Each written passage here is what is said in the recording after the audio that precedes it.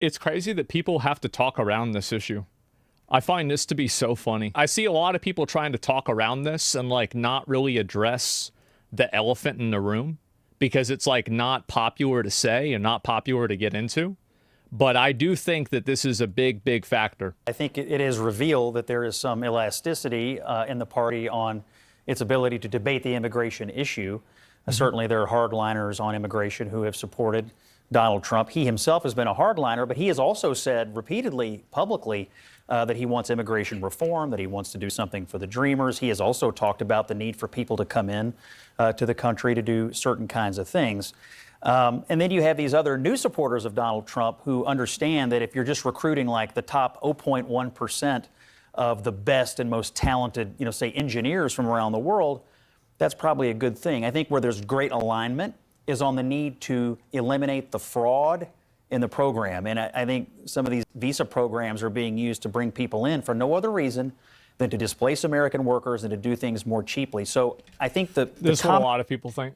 Common ground and the way forward is bringing the people who are the goats, of engineering from around the world. Bring those people here and then focus on American workers, American students. That's exactly what I said. Everything else. Yep. And that would be a good blend of how I think this is going to move forward. That might be the case, but Laura Loomer is saying don't bring Indians into America. I mean, she's pretty clear about what she's doing. I don't know if she's watched many Bollywood movies, but not only are they very good, but they're actually a lot more modest than Hollywood films. So that comment was a little bit off base, but I think what we're calling the tech right versus the MAGA right is really a long-standing split in the Republican Party between libertarians and conservatives. The Republican Party has been holding together those two groups for a long time, and they agree on about 70–80% of stuff. This is a thing they've always disagreed on. Libertarians value economic growth and efficiency and free markets above all else. Conservatives go halfway there, but at the end of the day will side with protecting American workers from foreign competition. So, you have to give credit to Donald Trump. I gotta say, I think that it's good to protect American workers from foreign competition. I agree with him. I do. I think it's the right decision. It's just like basically, if you have people coming in from the other parts of the world doing a job for way less, driving down wages of everyone, the only people that really come out ahead there are the people that own these companies. The average person, the average Joe doesn't come out ahead. I think that a good example is like you look at like all of the amount of money that people have gained from like, after the like little recession that we've had. Almost all of that money is consolidated in the top 1% of people. So this whole idea that this is better for the economy, it might be better for the economy, but it's not better for the population. It's things that are good on paper, but not necessarily good for an individual.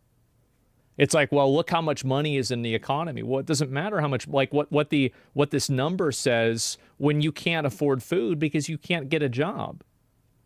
That's the issue. It's better for companies? Yeah, exactly. Exactly what you're saying is what's happening in Canada? I don't know about Canada. Canada is Canada even real? Who knows? For holding those two coalitions together throughout the entire campaign so that this fissure didn't actually come to light until after they won. And now you're seeing it. Yeah. So where did the significant contingent of ethno-nationalists fall within the conservatism and libertarianism frame? I mean, to me, that doesn't necessarily fit within either of those two. Yeah. And I think it is It absolutely does. And it's a huge component of it. It's a massive component of it. The problem is mainstream media has to talk around it because the Overton window hasn't shifted enough. But this absolutely is what the main focus is. Absolutely. It's just people can't say it. Significant thing within the MAGA coalition. But it also, this debate reveals something broader. You've got, I think, a very incoherent MAGA coalition for years now, where you've got business elites driving the policy discussion, setting the policy agenda, as working class people are oftentimes getting screwed.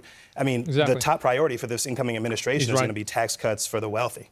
And we now see this conversation about immigration not even taking shape the way that white working class people thought it would. So, if I may ask a question, Madison, so you think working class people have been screwed by the immigration policy of the last 4 years where people are coming into the country and displacing American workers? No, so I don't agree with the framing of that, actually. I'm just asking because you said it. And I just wonder how they're being screwed. No, I didn't. I said white working class people are being screwed by the Republican Party, whose top priority is tax cuts for billionaires and for billion-dollar corporations. But you would agree that the flood of immigration has also screwed working class people. Opposing minimum wage increases, opposing universal child care, and efforts to expand health care to make it more affordable. But hang on, if I may, but Scott and Mondare, I mean, I actually think we're veering way off course here because the thing that Donald Trump apparently ran on predominantly is stopping the flow of illegal immigration into the country. When we talk about H-1B visas, we're talking about 85,000 a year of legal immigrants, okay? Legal immigrants. So there are plenty of Republicans. These people are so stupid. The reason why people oppose illegal immigration is because they can't oppose legal immigration. They don't like that either, but they can't say that. So they just talk about illegal immigration instead. Come on, dude. No, I'm being serious. I think that's a huge factor. I think it's a mega factor. And it's way bigger than a lot of people realize. Yeah, it is a huge factor. The silent majority is silent on a lot of racist shit. They're also silent on a lot of homophobic shit too. Like, and you can see this play out when you actually see candidates that are gay run for office. The problem is, in a capitalist society, you better be prepared to lose your job compared to someone who's willing to do it for less pay. Well, I'm just saying, right? There's somebody who's mad. You mad? What is this? Tough is not crack. What is this here? So you're subscribed. Why'd you subscribe to the stream if you're mad? Let's die on our feet instead of a boot on our neck. So we've got a revolutionary in here. Who am I shilling for here? I'm not sure who it is. You tell us.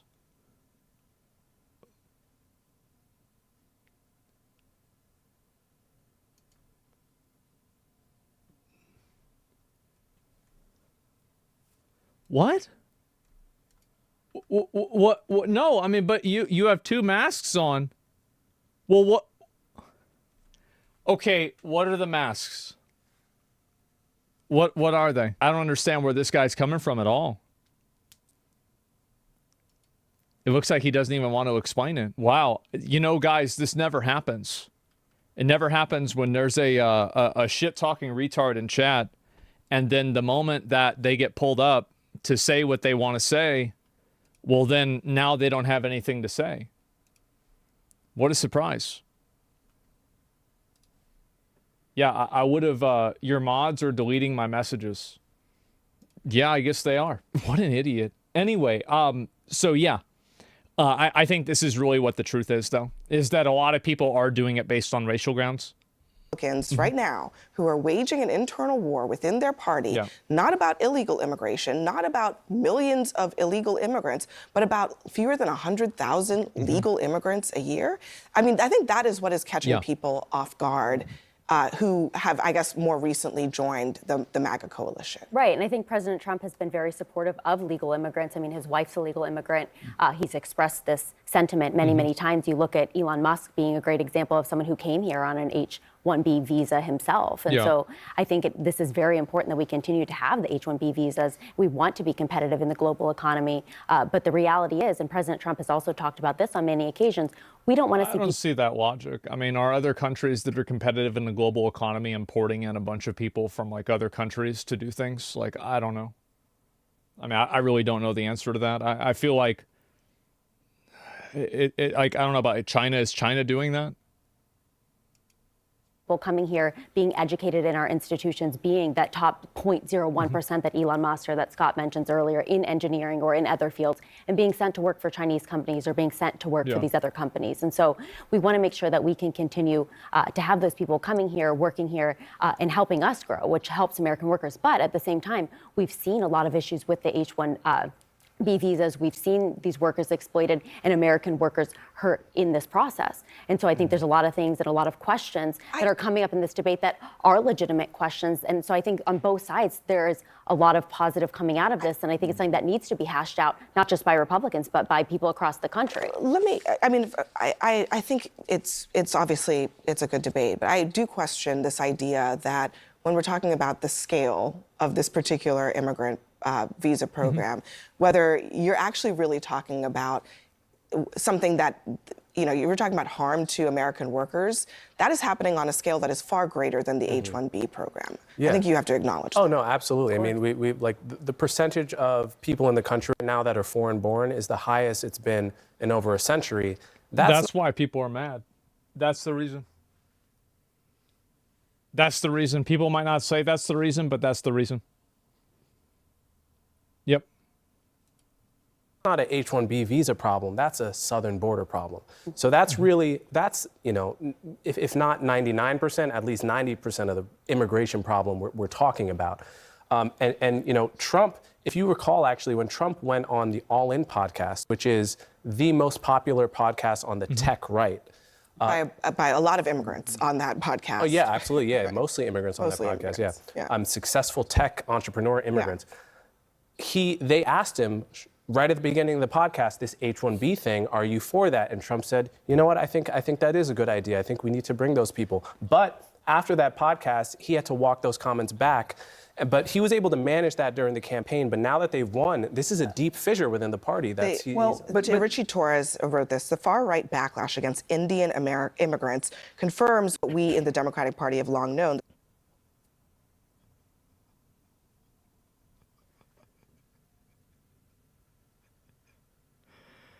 Oh, boy. Oh, boy. Here we go. That the far right is implacably hostile to all forms of non-European immigrants, regardless of legal status. It's not about status, it's about race. The far right prefers purity over prosperity. That's totally false. And I think I don't think it is false. I don't. I think that there's a massive contingency of people that do care about that. And I do. It's about power. It is. And I think that a lot of people view it. So when I've read a lot of the discourse about this, I've seen a lot of people saying that basically these other minority groups are exercising own group privilege and own group preference, where they're giving advantages to other people that are part of their racial group. And I think that there's a lot of white people that are, I think that they are feeling a degree of anxiety about that, because they're worried that if there's enough of them, then they're going to lose their power structure, right? They're going to lose their, they're like, and like their existence, right? Basically, right? I don't know like really what the word is for it. Basically, power structure is probably the best word to look at it. And so, bro, you've been contradictory here. Guys, if you want to make an argument, you have to just make the argument. You don't have to tell me that I'm wrong. You can say why I'm wrong. I don't want to hear you're wrong. But anyway, so identity. Well, yeah, exactly, right? And so I think this is a huge contingency that a lot of people have. And so if you don't have I think that there are so many people that feel this way that this will be a massive force to be reckoned with. And I think that, again, like this goes back to what I was saying with like immigration, because I think that people actually did want to do the mass deportations in 2016 and separate families and not give a fuck and take away the, 14th Amendment? I think they absolutely did want to do that then. But they weren't able to say it because it wasn't socially acceptable. But now it's more socially acceptable. Like how many of you guys, for example, that were in favor of mass deportations then are saying it now, but you couldn't then? We're talking about culture, not race. They're talking about both. Yeah, they're talking about both. Like, I understand, like, yeah, culture and race are different for sure. What I'm saying is that for a massive contingency of people, they are talking about both of them. And if people can't realize that, and I think this is the problem right now that, like, media is running into, is that they can't accurately assess and approach the perspective that people like, let's say, Nick Fuentes have, because nobody is willing to play that devil's advocate because of the optics. But the problem is that those people, I think that what will happen is that those people will just become more and more extreme. So you don't know? Yeah, exactly. In his tweet, he's talking about culture, not race.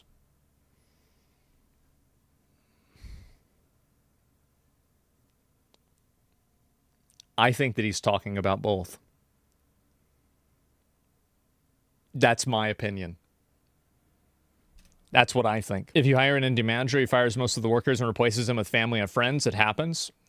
And I think even if that doesn't happen, the perception that it does happen is very illuminating, because I think that it gives people it gives you a frame of reference for what people have anxiety for.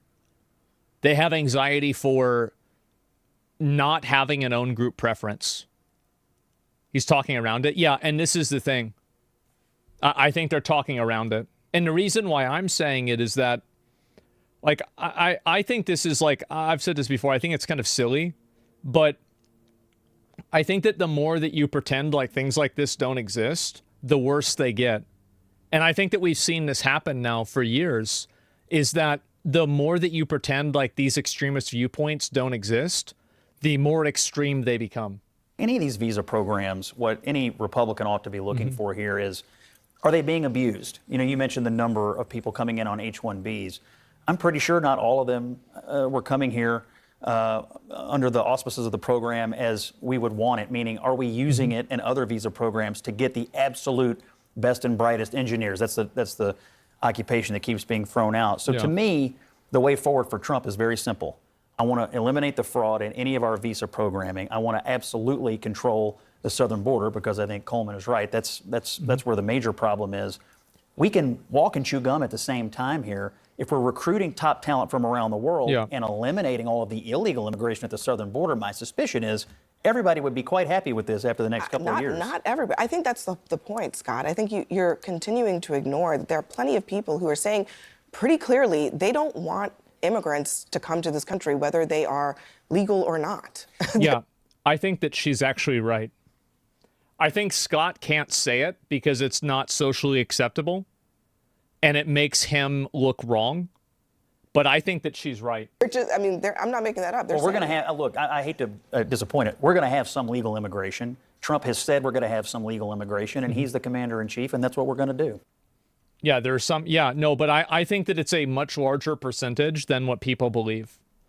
And I think that the people that think that's not true, I think you can look at the immigration issue and see the exact same thing happen.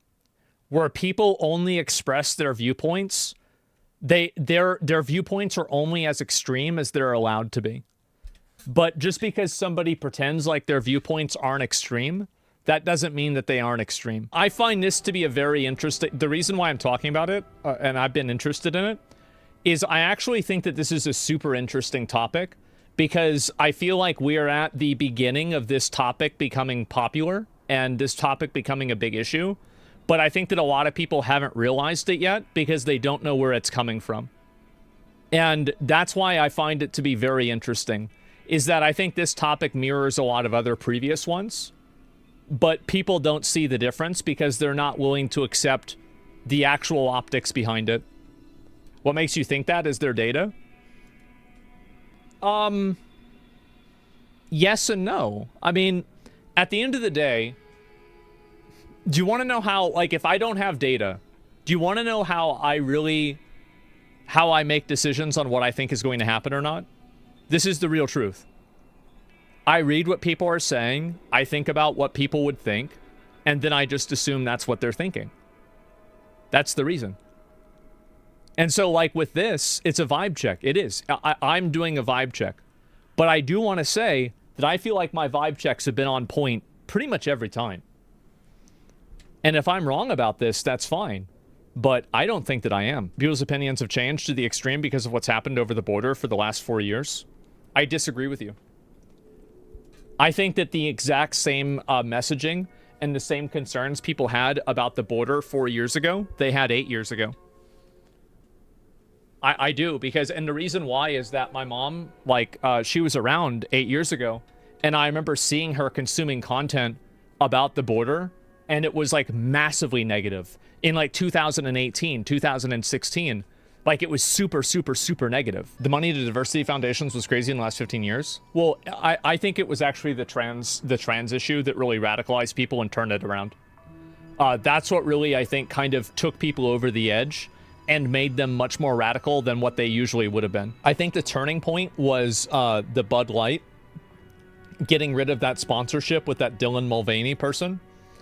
And as soon as that happened, it kind of gave them it proved to a lot of conservatives that if we can get together and bully one company into not doing this, then we can get together and do it with all of them.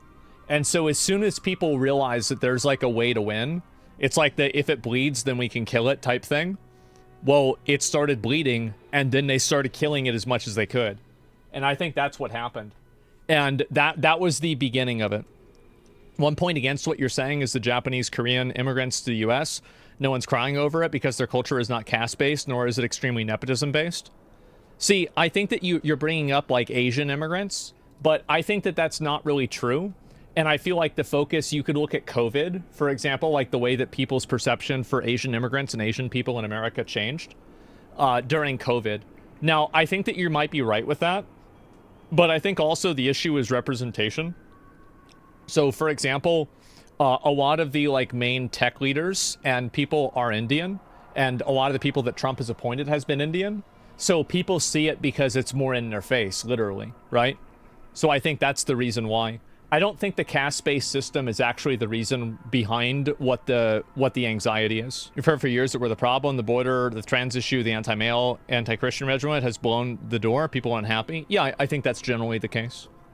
Yeah, sure. A lot of Asian immigrants embraced American culture. Indians are not doing that. I guess I can only speak from my own personal experience, but I've actually found more Indian immigrants that are more Americanized than almost any other group of people. Like, that's just me. Like, yeah, I mean, it could be, like, I mean, for some people it's maybe different, right? And, like, you had the opposite or whatever. But I'm just talking about, like, my own personal experience. Racism's coming back in big time? Yeah, I think it is, too. Bro, people really trying to have statements out their ass? Yeah, definitely. But, yeah, what about the economy? I don't think people care as much about the economy as they might think they do. And I think also you can't prove to people, this is the issue, is that a lot of people look at the economy and they say, oh, well, look at these numbers. These numbers prove the economy is good. Average people don't care about that. So, like, if you show a number on a graph to an average person, that's not going to convince them that it's okay that they can't get a job. And so if you look at the economy as like an abstract number that they don't understand, that doesn't actually affect them directly, then they're not going to care about it. And this kind of goes back to like what I was saying before about how like most people only look at the first order effect of how anything happens. And so like if any sort of change or anything happens that directly affects an individual person, like directly, that's going to be what they're going to care about the most, and that's going to be what they fixate on the most. That's the only thing that they care about. So it doesn't matter, like, you know, fucking geopolitical issues don't matter. Nothing matters to these people. It's like Maslow's hierarchy of needs, where if their needs are not being met, every other issue is irrelevant. They'll notice the bills. Yeah, exactly. And that's because a lot of people, and I think that that's why somebody like Luigi is really popular, right? A lot of people are huge fans of Luigi. They love Luigi. And the reason why is because a lot of people want to kill rich people because they think that those rich people have stolen their money.